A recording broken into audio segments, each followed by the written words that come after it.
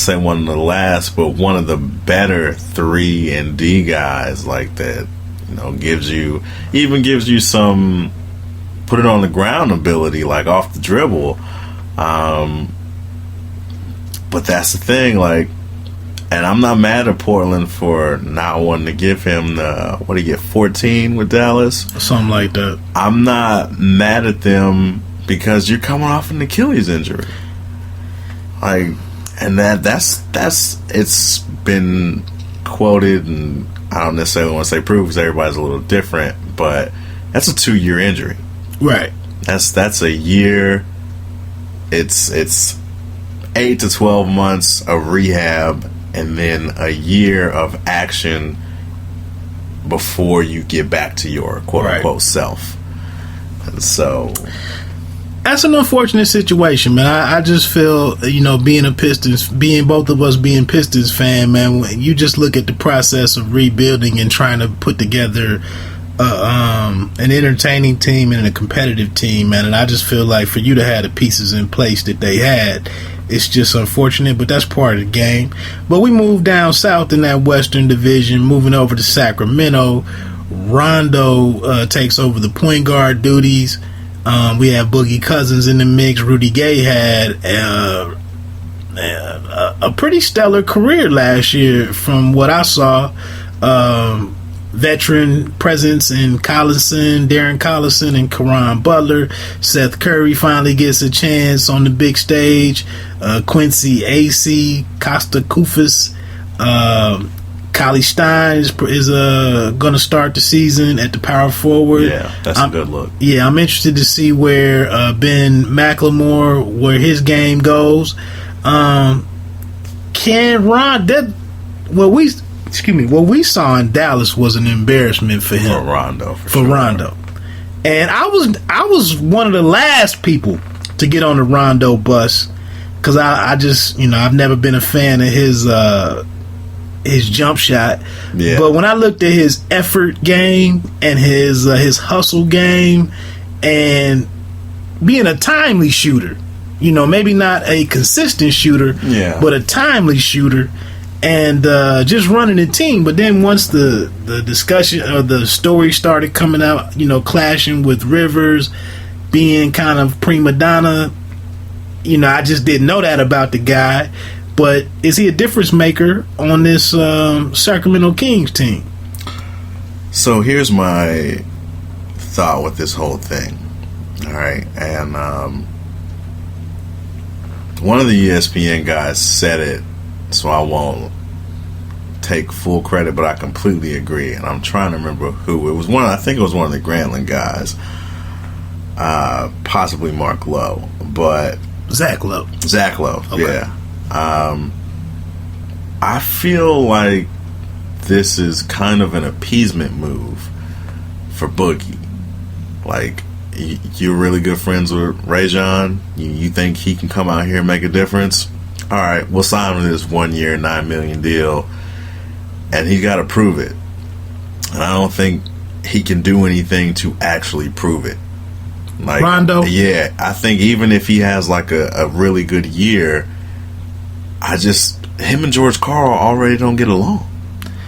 And if you're going to keep George Karl, which I assume you are, because to me, all the issues he's had with Boogie, I mean, I guess you can't fire somebody or go a different direction before the season starts, but you can't alienate yourself from your star player. And I think it's just a big experiment. Like, I think it's just a big, we'll go ahead and try to make you happy for the moment. And currently, I don't think, is he starting? I don't think he's beat out DC for that position. They got him listed as a starter on ESPN on the depth chart right now. Okay, because that's important. I was getting ready to mention that. I'd almost be more comfortable going with Collison's youth and just relying on and letting things run through McLemore a little more if he's going to be your real two guard. I mean, let's face it, the NBA is pretty much based on the two guard position. Yeah. ever since Jordan, Mitch Richmond, I mean, the two guard is kind of where everything runs through, and the bigs offensive input has decreased over the years. Cauley Stein is not expected to be a big time scorer. It would be smart to continue going through Cousins. Absolutely. But I'm almost, depending on the relationship between Rondo and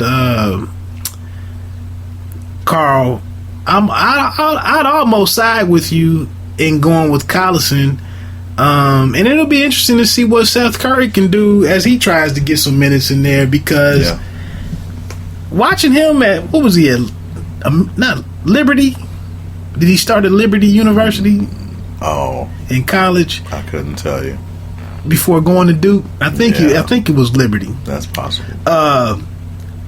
You just can't. I don't know. I'm just gonna be a Seth Curry fan until the dude just truly shows me that he's not. He's not a Curry. Yeah, he's not from that lineage. And I'm surprised, if that was the NFL, they would give him a shot, because they believe they believe in that. Oh yeah, Phil Simms kids out there throwing it. Exactly. No real reason. Exactly. So yeah, we'll see what Butler brings to the table. Bellinelli is good. I mean, I like James Anderson too, but again, like, look, you can only have so much youth and potential in the West. Mm-hmm. You know what I'm saying? Like, this team looks decent on paper, but you're in the West. Is it a 4th through 6th seed in the East? I might be asking. Is it a 5th through 7th seed in the East? It's definitely 7 or 8 in the East for sure. Okay. Like, Boogie gets you. Having DeMarcus Cousins on your team, to me, that should get you 15 to 20 push games. Okay. Like, that should get you those wins. And it's just, you're in the West. You got to get to 50. Yeah, the West is just brutal, man. Moving along. These last 3 topics is kind of the meat of the show. I know we took a long time to get you here, man, but locally, we're sitting here looking at Cleveland going into 2015. Kevin Love just made his return to the lineup. Kyrie hasn't rejoined the team just yet. The $82 million deal for Tristan Thompson was just finalized. I'll throw it over to you. But ultimately, with all of that in mind, which I think they overpaid for Tristan, and we can argue that out. But my ultimate question with the Cavs is, can LeBron ball win versus team-oriented and positionless offenses? I just don't. I don't buy it. So, I think the Cavs' biggest issue last season, which I think could still be an issue this season, is lack of aggressive leadership through coaching. I think David Blatt allowed himself to defer to people in his first NBA coaching season. Now, and in some degrees, maybe the good ways, with the whole Tyronn Lue saving the whole playoff series, basically. Mm-hmm. But the whole going back to, let's just give it to LeBron, when you have a definitive system and you go away from all of the fundamentals and basic parameters of what your offense is known to be, I think there's problems with that. And that's my biggest question for them is, how do LeBron and Blatt coexist this year? Like, how is the tension between coach and player? Because you can't have your best player effectively mocking or questioning plays and saying that he would do this, or there was no way that he was going to run this play. That causes mutiny. That causes lack of respect. That makes you lose the locker room. And so talent and athleticism can only get you so far. And so, and I guess what you more so asked me is how do I feel about Tristan Thompson in this whole thing. DeMarcus Cousins, Boogie, who we were just talking about, I guess that could have been a great segue. On Twitter, when Tristan signed, he said, "How much?" And then he put up the sad face emoji.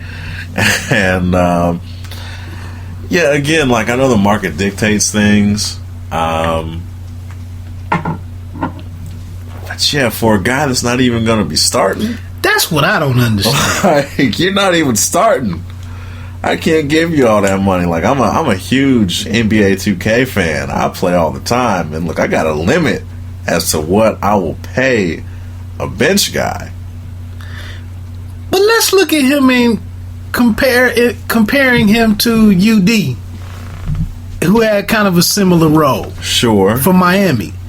He didn't get this much money. Not at all. He didn't demand that much money.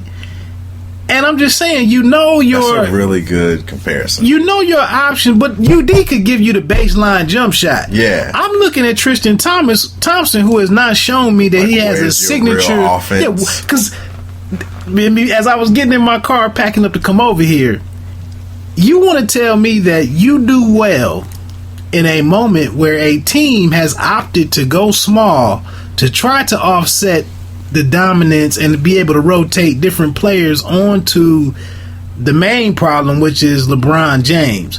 And during those stretches of the game, you dominate you can't run a play for offensive rebounds. Right.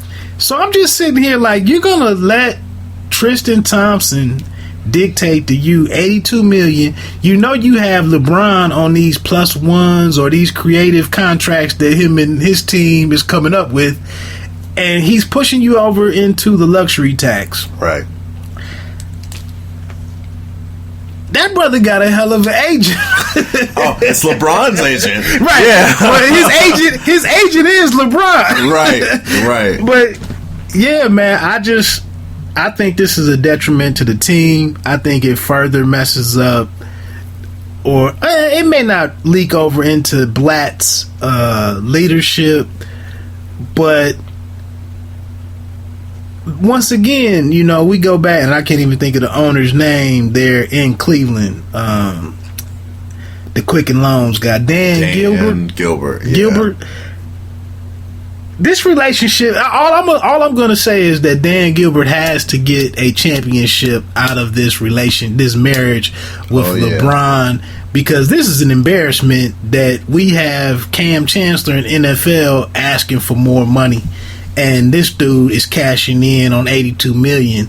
That's just ridiculous. Yeah. Amongst the other NFL guys who are underpaid or questionably paid. But yeah, man, I just don't recall 6th through 8th, on the depth chart. I just don't recall another dude getting paid like that. Yeah, handcuffing a team or taking a team hostage. Yeah. Like this. And wow, that's just unbelievable. But I don't want to leak into one of the topics in speaking on Coach Blatt, but like I said, the return of Kevin Love and Kyrie Irving. What's your end of the season? What's your thoughts for the what's your outlook for the Cavaliers? I think that the Cavs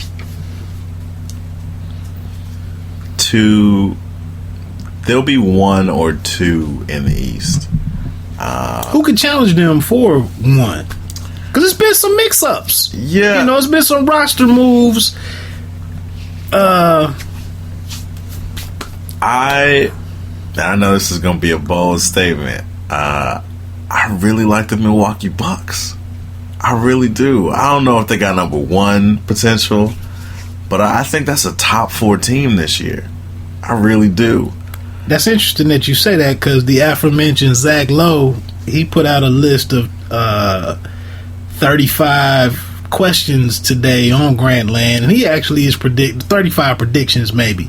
He's predicting that the Bucks will miss the playoffs. Oh, wow. And I'm a Zach Lowe fan.